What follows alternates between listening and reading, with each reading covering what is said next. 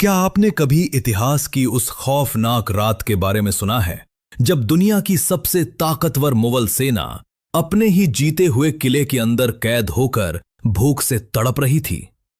हम अक्सर सुनते हैं कि मुगल बादशाह किलों की घेराबंदी करके दुश्मनों को भूखा मारकर हराते थे, लेकिन क्या आप उस खूंखार राजपूत रणनीति के बारे में जानते हैं जिसने खुद मुगलों को उनके ही किले में सड़ा दिया था? आज हम हल्दी घाटी के बाद की उस खामोश और दर्दनाक सच्चाई से पर्दा उठाएंगे, जब अरावली के जंगलों में एक ऐसी बिसात बिछाई गई जिसने अकबर के सबसे बड़े सेनापतियों को घोड़ों का मांस खाने पर मजबूर कर दिया था। ये गोगुंदा के उस भयानक चक्रव्यूह की कहानी है जिसने मुगलों के अजेय होने के घमंड को राख में मिला दिया था। 1576 में जब हल्दी घाटी का वो रक्त रंजित युद्ध अपने चरम पर पहुंचकर शांत हुआ, तो मुगल सेनापति मान सिंह और आसफ खान को लगा कि उन्होंने मेवाड़ की रीढ़ की हड्डी तोड़ दी है। मुगल सेना ने तेजी से आगे बढ़ते हुए महाराणा प्रताप की तत्कालीन राजधानी गोगुंदा पर अपना अधिकार जमा लिया। आगरा के दरबार में बैठे अकबर को यह खुशखबरी भिजवा दी गई कि अब मेवाड़ मुगलों के कदमों में है और राजपूताना का सबसे बड़ा कांटा हमेशा के लिए साफ हो गया है। गोगुंदा के किले पर मुगलों का हरा झंडा फहरा दिया गया था और जश्न का माहौल था। मुगल सैनिकों को लग रहा था कि अब उन्हें अरावली की इन पथरीली और भयानक पहाड़ियों में और ज्यादा खून नहीं बहाना पड़ेगा और वो आराम से मेवाड़ पर हुकूमत करेंगे। लेकिन मुगलों की ये सबसे बड़ी भूल थी, क्योंकि उन्हें इस बात का रत्ती भर भी अंदाजा नहीं था कि उन्होंने गोगुंदा को जीता नहीं है, बल्कि वो महाराणा प्रताप के बिछाए हुए एक ऐसे मौत के जाल में फंस चुके हैं जहां से जिंदा वापस लौटना लगभग नामुमकिन होने वाला था। महाराणा प्रताप ने हल्दी घाटी के बाद सीधे टकराव की जगह एक ऐसी भयंकर और मनोवैज्ञानिक युद्ध नीति अपनाई जिसने मुगल युद्ध कला के सारे नियम ही पलट कर रख दिए। प्रताप अच्छी तरह जानते थे कि मुगलों की सबसे बड़ी ताकत उनकी विशाल सेना और उनके भारी भरकम हथियार हैं, जो मैदानी इलाकों में तो कहर बरपा सकते हैं, लेकिन अरावली के घने जंगलों और भूल भुलैया जैसी घाटियों में वो पूरी तरह से बेबस हो जाएंगे। इसलिए उन्होंने गोगुंदा को बचाने के लिए खून की नदियां बहाने की बजाय मुगलों को गोगुंदा में घुसने दिया। प्रताप ने अपने सभी विश्वस्त सरदारों और भील योद्धाओं के साथ जंगलों में डेरा डाल लिया और पूरी योजनाबद्ध तरीके से गोगुंदा को चारों तरफ से घेर लिया। ये एक ऐसी घेराबंदी थी जो मुगलों ने आज तक कभी नहीं देखी थी।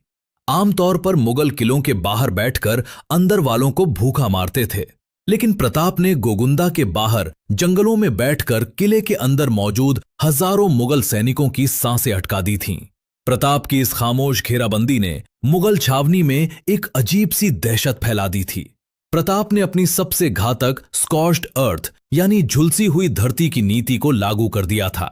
उन्होंने गोगुंदा और उसके आसपास के कई मीलों तक फैले गांवों को पूरी तरह से खाली करवा दिया, फसलें जला दी और सारे कुओं और जल स्रोतों को या तो सुखा दिया या उन्हें नष्ट कर दिया। मुगल सेना जब किले के अंदर बैठी थी तो उन्हें लगा था कि वो आसपास के गांवों से आसानी से लगान और अनाज वसूल कर अपना पेट भर लेंगे, लेकिन जब मुगल सैनिक राशन की तलाश में किले से बाहर निकलते तो उन्हें दूर दूर तक सिर्फ जली हुई राख, वीरान बस्तियां और मौत का सन्नाटा ही मिलता था। लेकिन क्या आपको लगता है कि सिर्फ अनाज न मिलने से अकबर की इतनी विशाल और साधन संपन्न सेना हार मान सकती थी?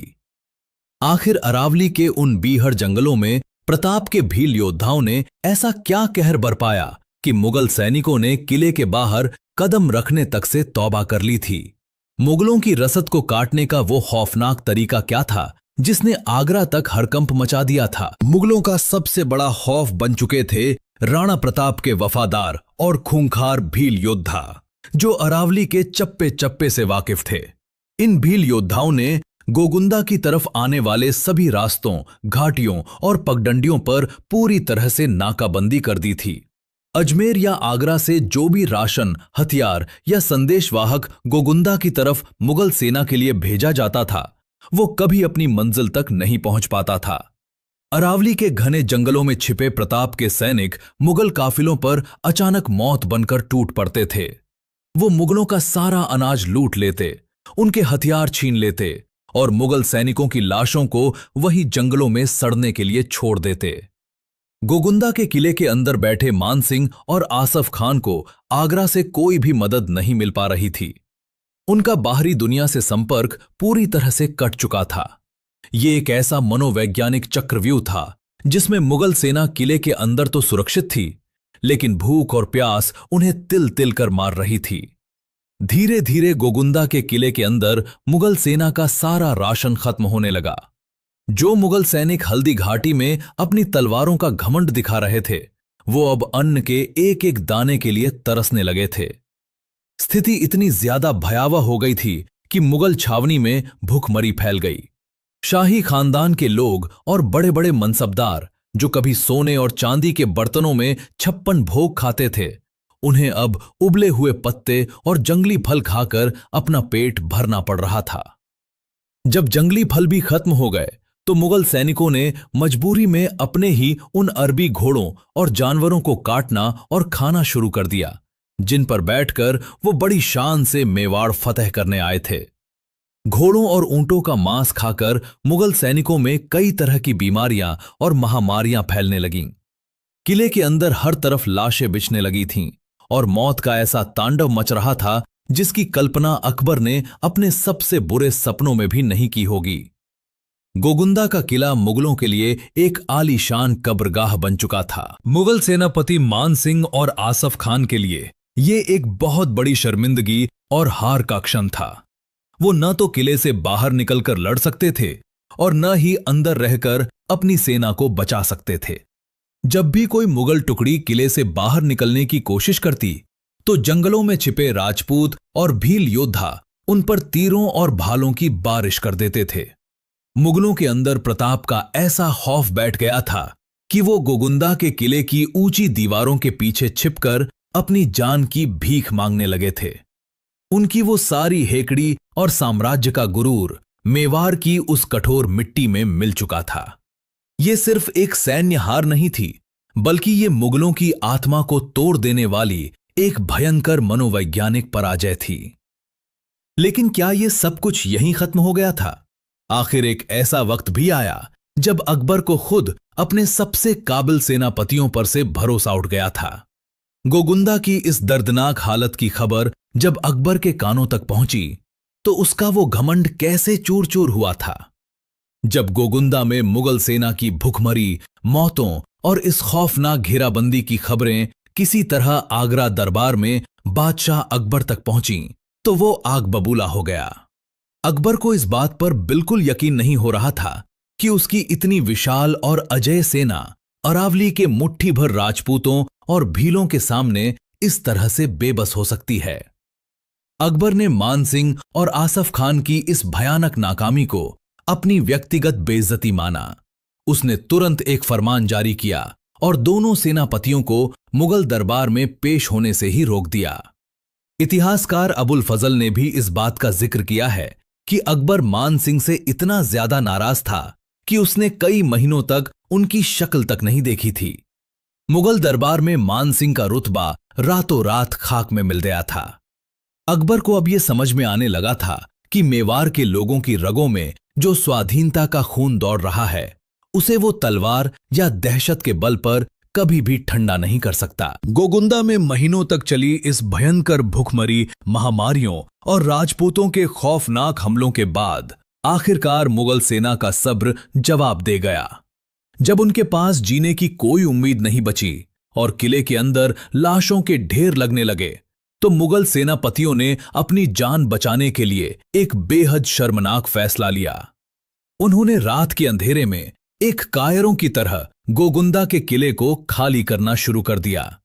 जो मुगल फौजी मेवाड़ पर राज करने का सपना लेकर आए थे, वो अब अपने ही घायल साथियों और हथियारों को वहीं छोड़कर उल्टे पांव आगरा की तरफ भागने लगे। भागती हुई मुगल सेना पर भी प्रताप के सैनिकों ने भीषण गुरिल्ला हमले किए और उन्हें मेवाड़ की सीमा से बाहर खदेड़ कर ही दम लिया। गोगुंदा का ये युद्ध मुगल इतिहास के उन सबसे काले पन्नों में से एक है जिसे अकबर के दरबारी चाटुकार इतिहासकारों बड़ी चालाकी से दबाने की कोशिश की, ताकि दुनिया को मुगलों की इस शर्मनाक हार का कभी पता न चल सके।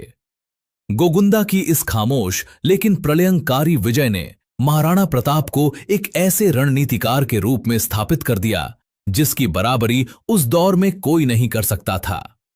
उन्होंने दुनिया को यह साबित कर दिया कि युद्ध सिर्फ मैदानों में आमने सामने तलवारें टकराकर नहीं जीते जाते, बल्कि दुश्मन की नसों को तोड़कर, उन्हें भूखा मारकर और मानसिक रूप से अपाहिज बनाकर भी युद्ध जीते जा सकते हैं। प्रताप ने मुगलों की उसी घेराबंदी की रणनीति को उन्हीं के खिलाफ इस्तेमाल किया और उन्हें ऐसा गहरा जख्म दिया जो अकबर ताउम्र नहीं भूल पाया। इस घटना के बाद राजपूताना की अन्य रियासतों में भी एक नई ऊर्जा और क्रांति की लहर दौड़ गई थी। लेकिन क्या आपको लगता है कि सिर्फ एक गोगुंदा हारने से मुगल साम्राज्य चुप बैठ गया था? प्रताप की इस बगावत ने अकबर के सीने में जो प्रतिशोध की आग जलाई थी, वो आगे चलकर मेवाड़ के लिए कौन सा नया और भयंकर तूफान लेकर आने वाली थी, जिसने पूरे राजपूताने के इतिहास को एक नई दिशा दी। महाराणा प्रताप और उनके बहादुर मेवाड़ी सरदारों ने गोगुंदा की रक्षा करके जो मिसाल कायम की थी, वो आज भी सैन्य रणनीतियों का एक बहुत बड़ा अध्याय है। उन्होंने मुगलों के उस मानसिक भ्रम को तोड़ दिया था कि किले के अंदर बैठना हमेशा सुरक्षित होता है। मेवाड़ की उस पावन मिट्टी ने मुगलों को यह सिखा दिया था कि जब किसी देश की जनता अपनी आजादी के लिए लड़ती है तो वहां के पेड़ पौधे, नदियां, पहाड़ और यहां तक कि वहां के पत्थर भी दुश्मन के लिए हथियार बन जाते हैं।